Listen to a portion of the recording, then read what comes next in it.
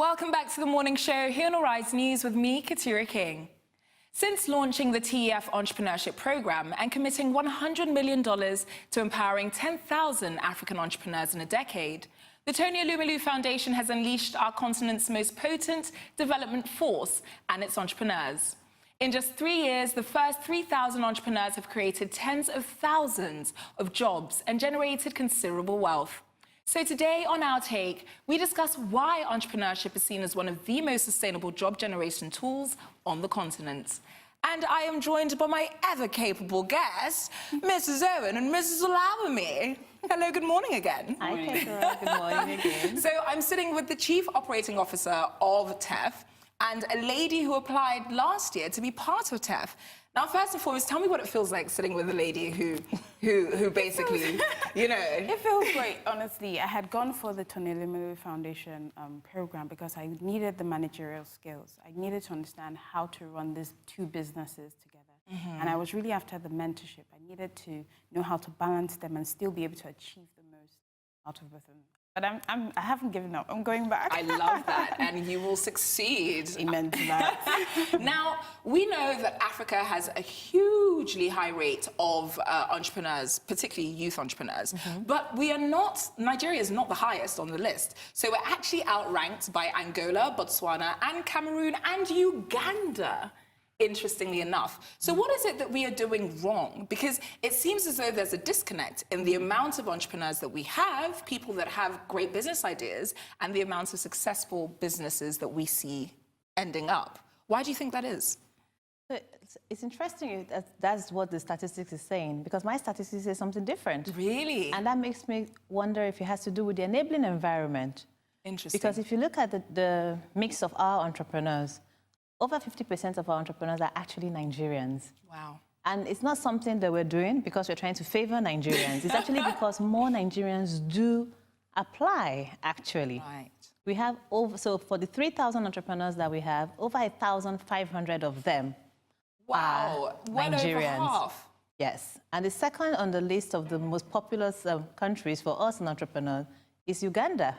Previously was Kenya, yes. but this year Uganda overtook. Uganda has usurped. Yes, they're Yes. the highest on the continent right now of entrepreneurs per capita. Exactly, right? So we've got Uganda, we've got Kenya, we've got Tanzania. Rwanda is coming up as well. So why is it that the list is filled with Eastern African nations? If you look at the enabling environment, look at what's happening in those regions. I'm glad Olawumi is here, so she will also be talking about some of the challenges that she has faced as an entrepreneur.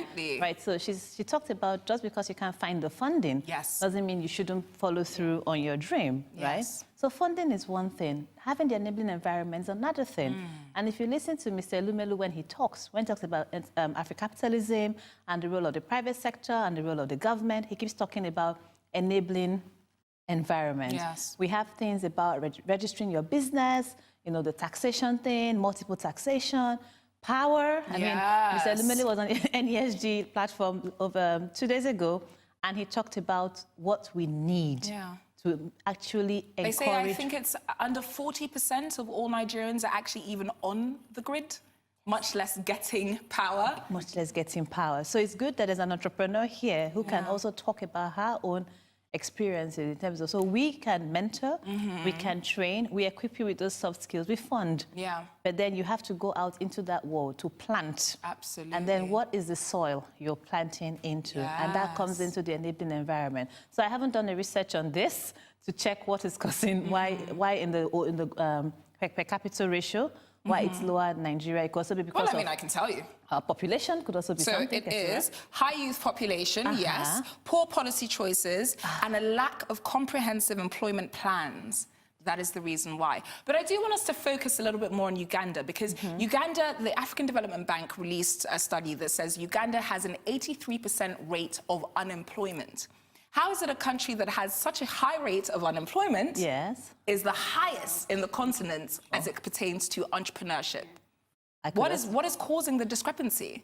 That's actually, part of the problem we have on the continent is data. Right. We have a lot of the informal sector who don't stand up to be counted, which is why for our program, we will not pay your seed capital into a personal account. We insist you must register a business name. So when you're coming to apply, you can apply as Keturah King, write the name of your company and go. But if you've gone through the program successfully, when it's time to get the seed capital, we insist you have to have your registration. Because your registration of your business is the equivalent of your birth certificate when you are born. That's when you stand up to be counted. So that could also greatly contribute to that. And also, they see the entrepreneurs themselves, they recruit people, But when you recruit people, what's our job? What's the data? Right? What are our records? Right. If you're in the States, I mean, you don't have social security number, good luck. In the UK, you don't have NI number, good luck. I think we're trying now with our BVN. We're getting there. But BVN is about you owning a bank account. It's not about your employment status. So you could have people who have BVN, but are they being counted? Think about your own personal life. You probably have a driver, somebody who supports you and whatnot. You pay this person regularly. Very true. Most times you might even pay cash. Where are the records? So what do we do to, I think it's very easy to point out the problems, but what do we do to then combat these problems? So you talked about a comprehensive job plan, right? So that comprehensive job plan needs to also take a sociological approach to say, how do we reach these people? What are the barriers to them signing on? Right. What are the barriers? There's a lot of distrust as well. Some people still don't even have online banking. Like, oh no, they're going to steal my money and co. And some people still insist on only savings account, not even current account, right? Well, that's because they don't take your money. I just learned that trick. They don't take your money and they give you interest. That's why. But it's just this, there are things about it as well that you need to go down to and understand what are the cultural biases, perhaps, that could be limiting us. How do you encourage people? Encourage people to stand up to be counted, because the common man might tell you, by the time they are not paying me, I go and register, they'll start charging me tax, pension. Especially if these things are being borne by the employees. So it's creating what are the incentive. benefits that I'm getting? Yes, what are the benefits? So if you look at the other parts of the world I mentioned, if you don't have an NI number, you can't access healthcare and all those things. You can't. Absolutely. So you can't even get on welfare. Exactly. So it's tied together. So it's like a sweetener.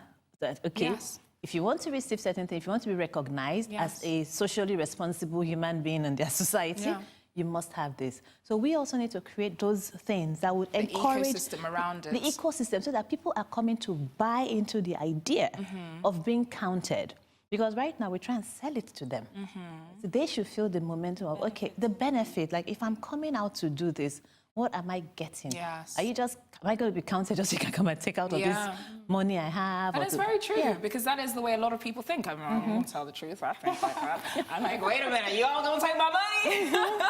Now, Olawumi, I know you want to learn from Mrs. Owen, but we are also here to learn from you as an entrepreneur. So discuss some of the challenges that you have faced in starting up your business venture and how you superseded those challenges. Okay, so first of all, let me start with the basic ingredient is cashews. Cashews are well grown in Nigeria, but cashew processing plants are very few. So because cashews need to be processed to get the nut out of it. And then you have to source from different people. So you have to do your work to find out who is going to give you the best cashews, who's going to have it cleaned properly. And is that data readily available? No, it's not. You're going to have to do your research yourself. Because that means you're going to first start off buying really expensive cashews, which don't make any sense.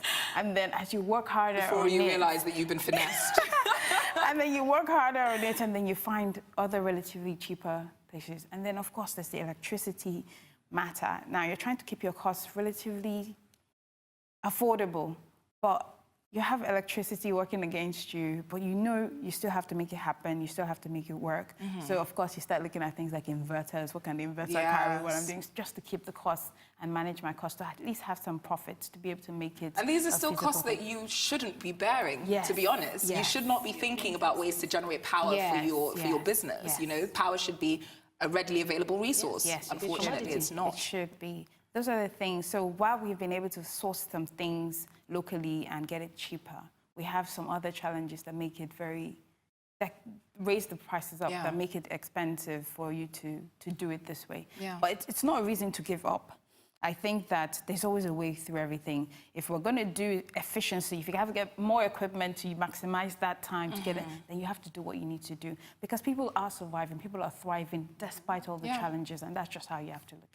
Definitely. So in terms of, or from a business owner's perspective, You've named some of the challenges that you faces, but how would you say you measure your success? We've been around since January. We had our first big break when we attended the GT Bank Food Fair.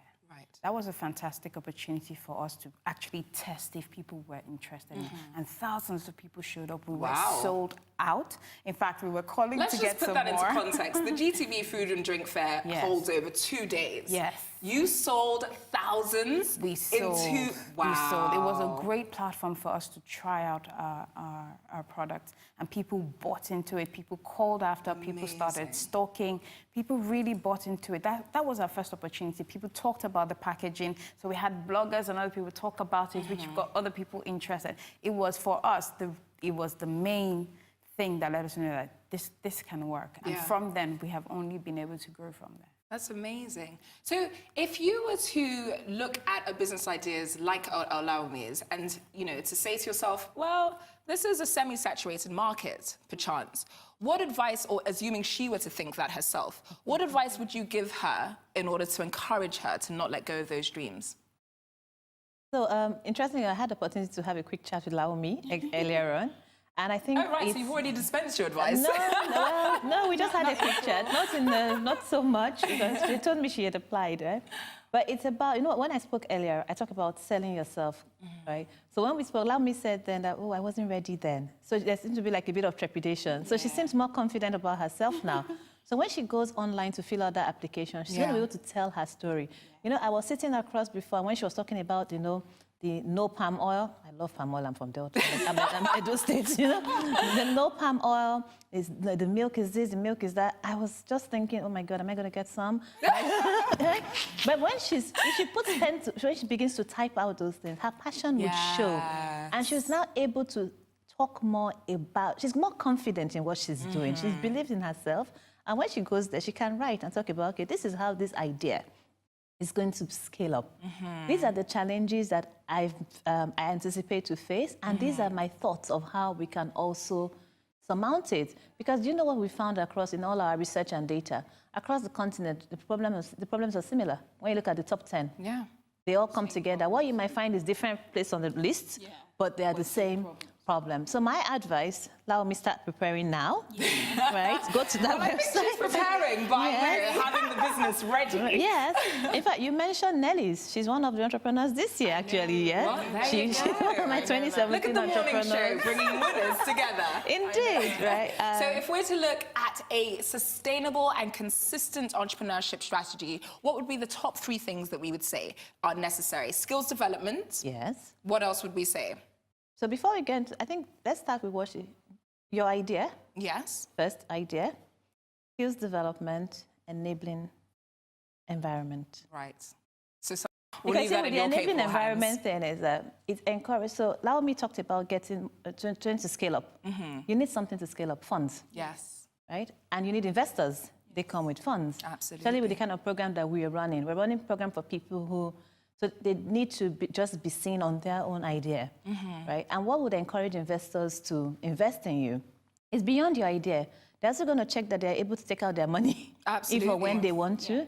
They want to ensure that there's a stable polity around it in terms of economic practices and whatnot to ensure that things are stable. This year has been much better. Naira has been stable this year, and it helps to plan as well. And even for you as an entrepreneur, you're able to have some cost ideas as well. Okay, love that. Thank you so much for joining me, you wonderful women. So in summation, we're saying skills development, access to markets, and what would the third one be? Enabling environments. I love that. Thank you so much for joining me. Thank you so much, Katrina. And that brings us to the end of the morning show today. Thanks once again to my wonderful guests, Mrs. Owen Omogiafor and Olaomi Olasore for joining me, Katura King. And of course, thanks to you at home for watching. From my entire team and I here in Lagos, all that's left for me to say is enjoy the rest of your morning and, of course, the rest of your day. Goodbye.